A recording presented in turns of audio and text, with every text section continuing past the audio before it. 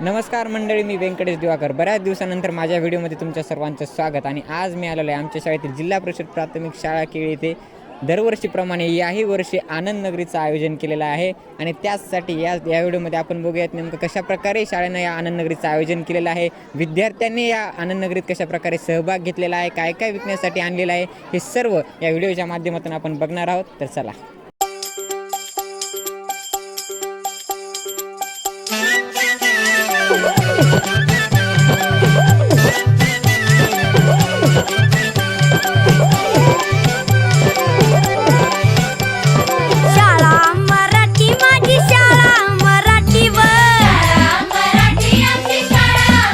तर या आनंद नगरीमध्ये विद्यार्थ्यांनी कशा प्रकारे सहभाग दाखवला आणि विद्यार्थ्यांनी काय काय विकण्यासाठी आणलेले हे पण आपण या व्हिडिओमध्ये बघू. चला तर एका विद्यार्थ्याची आपण आता मुलाखत घेऊ. त्यांनी काय काय पदार्थ विकण्यासाठी आणले ते आपण बघूयात. चला, व्हिडिओ कंटिन्यू कर.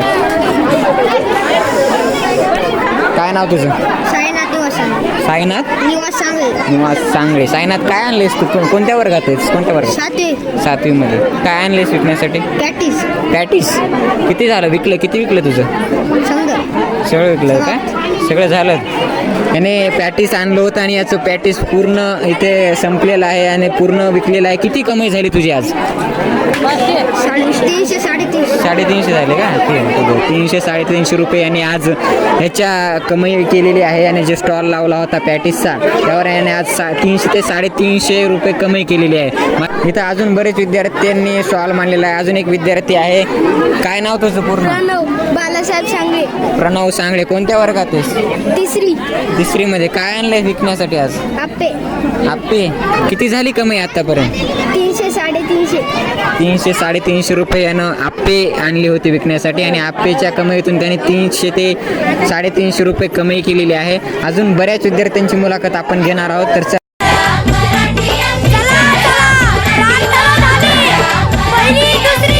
याच्या स्टॉलवर खूप गर्दी दिसत आहे. तर आता ह्या विद्यार्थ्यांनी नेमकं काय विकण्यासाठी आणलेलं हे पण आपण बघूयात. काय नाव तुझं मित्र? गजानन. पूर्ण नाव? गजानन संजय पंडित. कोणत्या वर्गात असते? 7वी मध्ये. काय आणलंय हा विकण्यासाठी? वडापाव बासुंदी. किती झाली आज तुझी खरेदी?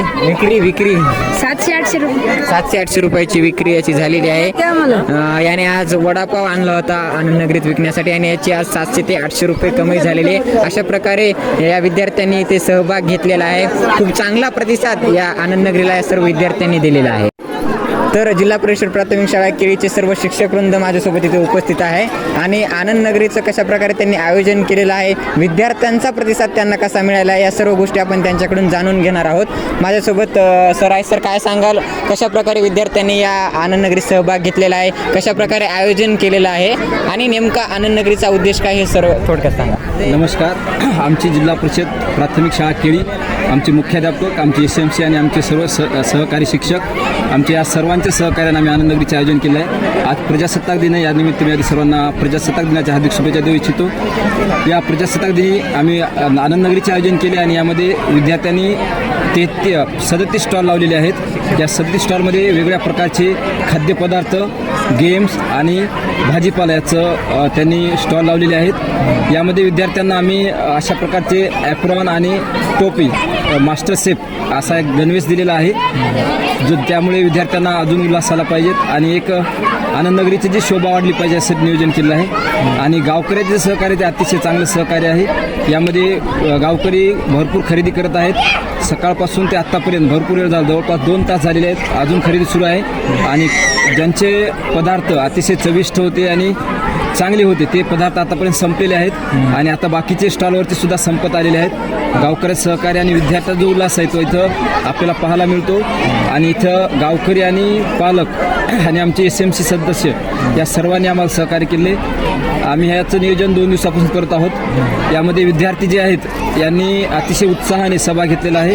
यामध्ये त्यांनी स्वतःवरून खाद्यपदार्थ तयार न करणे असेल किंवा स्वतः तयार करून स्वतः विकणे आणि त्याचा जो हिशोब आहे यामध्ये मागचा जो मूळ उद्देश आहे यामध्ये विद्यार्थ्यांना व्यवहार ज्ञान व्हावं आणि आर्थिक नियोजन कसं असते, नफा तोटा काय असतो, त्याच्यामध्ये फायदा होतो का तोटा होतो हे सुद्धा समजलं पाहिजे. यासाठी प्रत्येक विद्यार्थ्याकडे एक चार्ट आहे, आपण त्याला कॅशबुक म्हणू शकतो.